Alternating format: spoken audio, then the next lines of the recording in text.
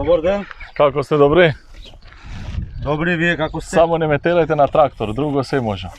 Не, тракторот е за нас. А министрот треба да ги работи другите работи. Се обидуваме Ние на максимално. тракторот ќе работиме што треба. А Точно. министерот треба да работи тоа што е Така, и така. началникот на. Точно, да, Затоа затоа единство е. треба да си ги работат нивните работи, а другото е наше. Законот за земјоделско земјиште што го предлагаме ние сега, Да. што има многу реакции, што се зборува за продажба, имате информации доволно за што станува збор, што предвидува законот? Прво бев информиран дека законот од 10 хектара нагоре дека ќе продава земјата, од по 10 хектара надолу дека Првичното.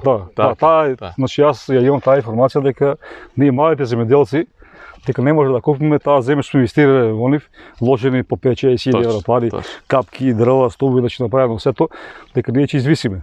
Да. Точно, значи првичната идеја пред да се подготви законот имаше многу предлози. Нормално и сега законот е во изработка.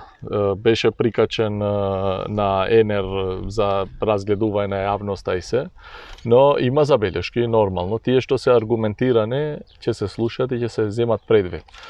Ама ќе ги земам предвид препораките на земјоделците, не на тие што работат по бутици, па ќе ни кажат за земјоделство како треба земјоделското земјиште да се работи. Така Да, моментално вие што имате под закуп земјиште и сте заинтересирани да го купите, ќе имате првенствено право на тоа. Сакате да го купите, одговара цената по методологија и не мора цело, колку што вие цените дека треба да се купи, ќе може да го купите. Доколку не ви одговара, неќете да го купите, никој не може да ви го земе закупот. да. Значи, вие си продолжувате и нема да имате никаков проблем. И ова мислам дека е доволна заштита за секој земјоделец, секој што си работи, само да се има волја да се работи.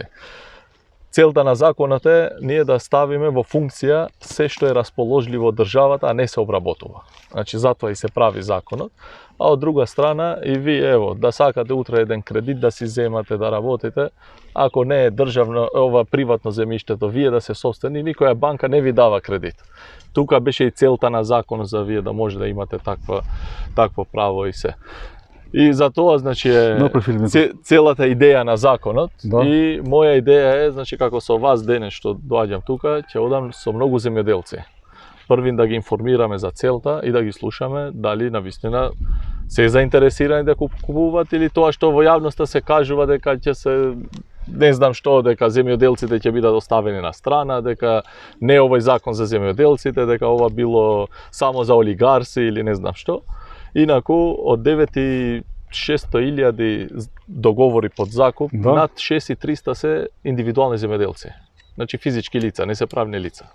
Тоа кажува дека навистина ќе биде од корист за земјоделците. Но нормално, детали што треба, јас и кафе кој ќе испиеме кај вас, ќе го зборуваме што треба да знаете вие за тоа како да се тера работата. Тоа и беше и целта за да може да го да објасниме. Целта треба прво да купат за по моја земјата тие регистрирани земјоделци, Така. регистрирани земјоделци, вакото со денов земјоделие се бават, што паѓаат придомници кон државата, па пошто да земат друга земја. Ако земат на пример директорите и големите фирми, гиганти, на пример, што ќе станат за земјоделци, на пример, прво треба да се помогат земја да се купи во аторот село Виничи, да купат мештаните на село Виничи земјата. Апсолутно Да. се согласен за тоа, значи целта е, затоа ние сега направивме јавен оглас, ќе има друг оглас, ќе имаме јавен повик за да може и други површини да се земат под закуп, за да може се тоа да биде дел од продажба утре, ако нормално се изгласа закон. Е, Вие имате одлука за цена. да. Таа цена што е, не плаќате камата на... Ние не сме банка, државата не е банка. Добро, државата не е банка, ама во доле може во член Да, со ситно не, пишува не, дека утре мора. Идуваме Да. максимално да видиме најфлексибилни во тој дел. Бидејќи навистина, како што кажав, делот на законот е 100% за развојот на земјоделството. И за тие поголемите што се зборува, тие нема да може да имат можност се да купуваат, Да. бидејќи не се дозволува од една површина повеќе од 50% од иста класа. Доколку има 300 хектари, еден голем бизнисмен, Да. И од тие 300 хектари, сите 300 се четврта класа. Не може да ги купи. Максимум 50% може да купи. Значи, тука сме ставиле многу механизми за да заштитиме за тоа да не се злоупотреби и така натаму. Но треба една работа да знае, за доброто на државата, на економијата, на развојот, треба заеднички. Индивидуалците и тие што работат, големите фирми, ама што работат. Тие што не работат, да земале земјиште некое време, тие ќе мора да се раскинат се. Ти значи правиш барање до Министерството, ако се усвои законот, зборуваме сега во услов, дека си заинтересиран за тој дел од договорот за закуп да го купуваш земјиштето.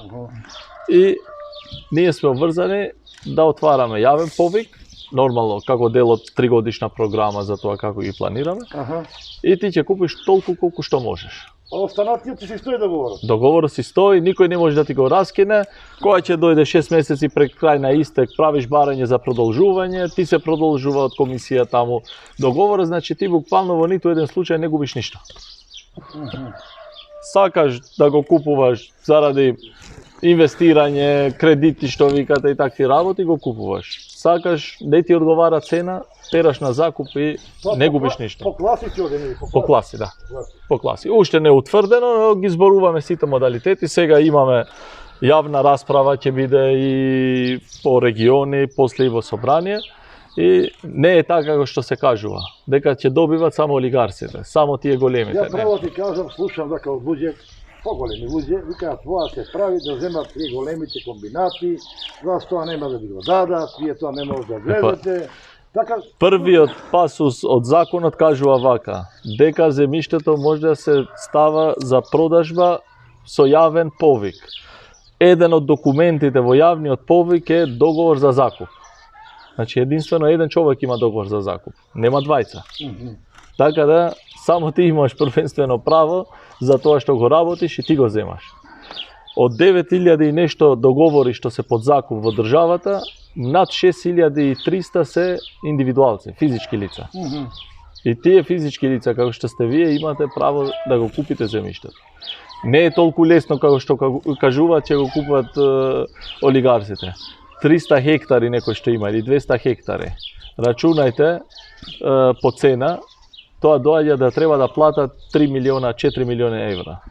А каде се инвестициите што треба да се обврзуваат дека ги прават? Значи не е толку едноставно како што се прикажува дека се ќе биде на големи. Напротив, индивидуалните земјоделци ќе имат прилика да станат солидни современи земјоделци. Бидејќи ти да сакаш сега, ево имаш идеја, некој ги има парите, некој ги нема парите, некој млад сака, со таа можност синот, ќерката ќе може оди во банка со бизнис план, ова и ова сакам, зема кредит за тоа и го реализира. А тоа е многу битно во цела ситуација.